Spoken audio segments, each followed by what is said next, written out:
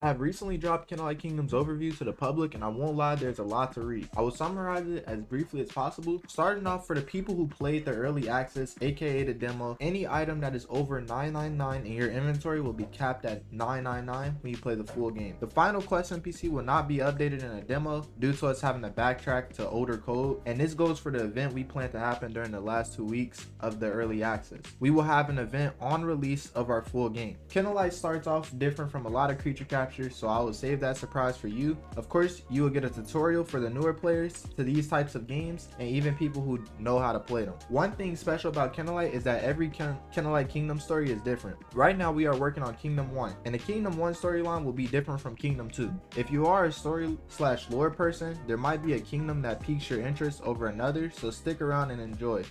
The first kingdom follows a similar format that creature captures are used to, so that's just going to warm you up to the mechanics. Kingdom 1 will be really basic. I will get crazier with storylines later. Kinalite has some unique forms of replayability, one being field quests. This feature will be crazy to expand, so let me just go over it right now. NPCs will spawn around the map on routes. When you walk up to one, they will give you a random quest. You will also be able to see what tier of crate they drop. You might be confused on what a crate is. Pretty much a crate is an item that gives you a random item from the field quest board. So what will happen is you will do a quest, then after you complete the quest you will get the crate. You can then open that crate to receive an item from the field quest board. Each route has different field quest loopholes. Some items might stay the same, some may be different. You will be able to see all of this through the field quest UI. With this drop system, you will be able to get legendary drops that you really have to grind for. I created this system due to the replayability factor of farming NPCs,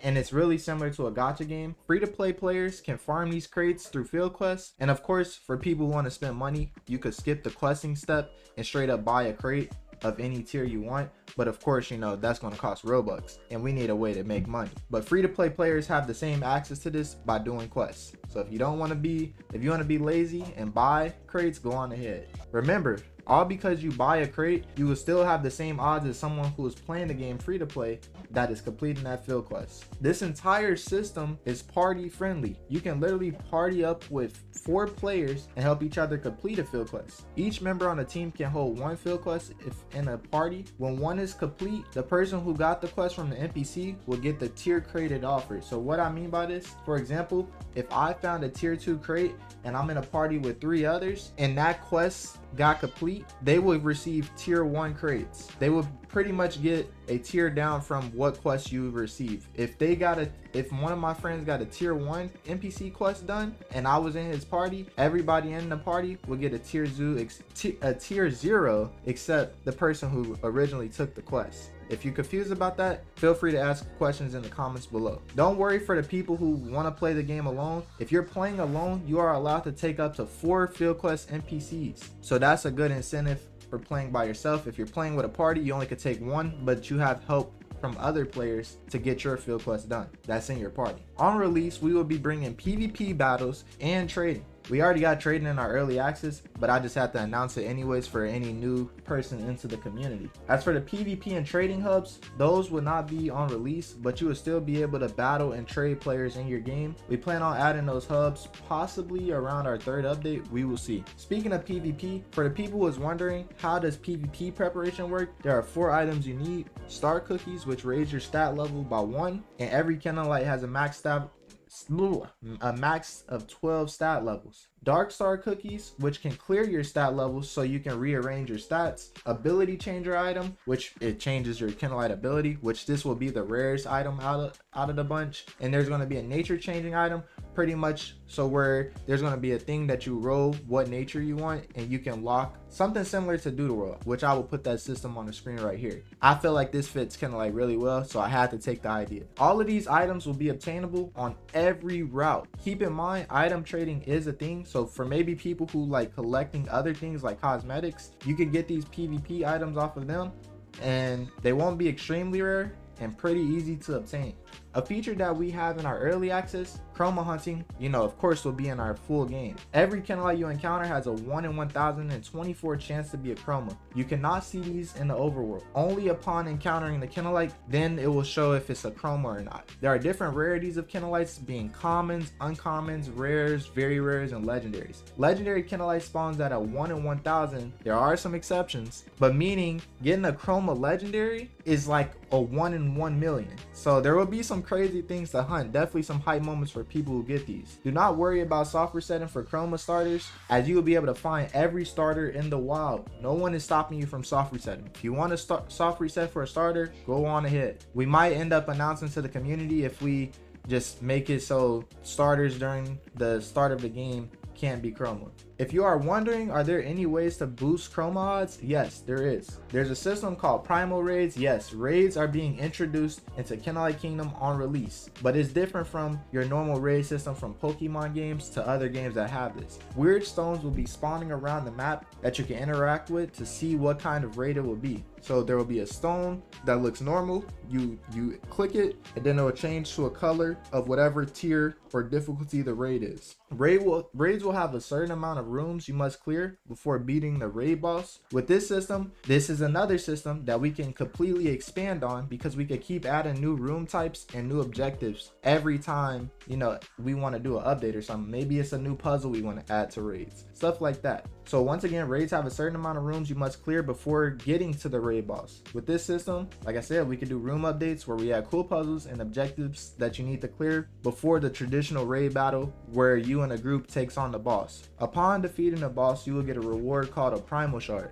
This shard grants you the ability to spawn the boss Kinalite you defeated. When using a Primal shard, your Chroma odds will go from 1 in 1024 to 1 in 128. Only when you use the shard. It is not a boost. It is pretty much an item that gives you a spawn of the Kinalite boss that you defeated, and when you spawn that, it will be a 1 in 128 to be Chroma. These shards are tradable, so you can collect a bunch of these. For the streamers out there, y'all could be farming raids all day, and at the end of y'all streams, y'all can be spawning in all of the Kinalites and seeing if you get any Chromas. For other players, it's still going to be a fun experience for y'all. The Kinalite dev team is no longer following the roadmap in a single step system, and now combining everything we have into one trailer. Just seems like the easiest thing to do. When we release this trailer, we will have the release date of Kinalite Kingdom, so stay tuned for that. On release, we plan on dropping 2 areas, one area having a town and a route, and the other just being a route. Please do not assume that there will be a lack of gameplay due to me saying that,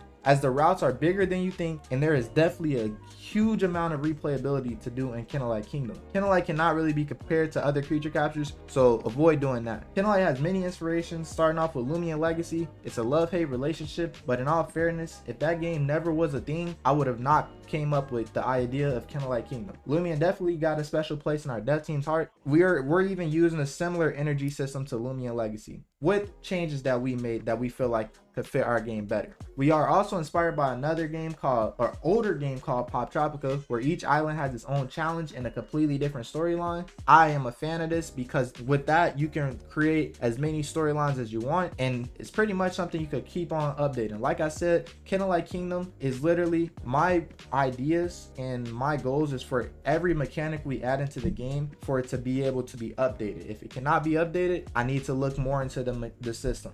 And like I said, I want to be able to create infinite amounts of gameplay as long as the dev team is supported and we could just focus on this project.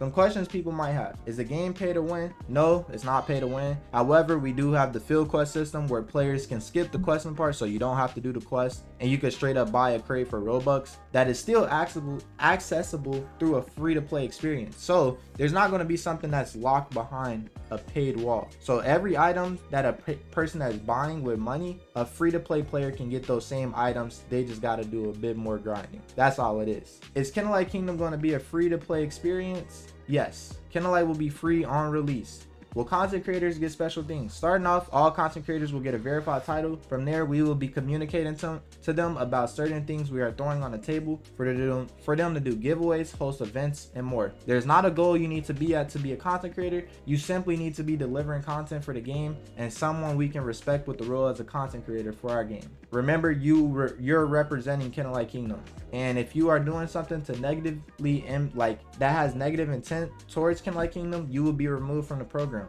It's that simple. Will there be mega evolution? No, Kinalite does not support megas, but we do have a really fun PvP gimmick system that we can't wait to show off. Will there be cool cutscenes? At the moment, we are not able to produce insane cutscenes, but in the future of the game, if we get enough support and that's what the community want, we will definitely invest in that. And me personally, I feel like the game right now can strive without cutscenes, but of course, you know, people might want that. So if we get enough support, we can add crazier cutscenes into the game. The big question is, when will Kinalite come out? Like I said earlier, that will be announced on our trailer. Other than that, stay up to date with news on our Twitter page and join our Discord. I also plan on creating some TikToks to get the word out of our project to more people. If you have any more questions or concerns, feel free to comment below, and thank you for watching.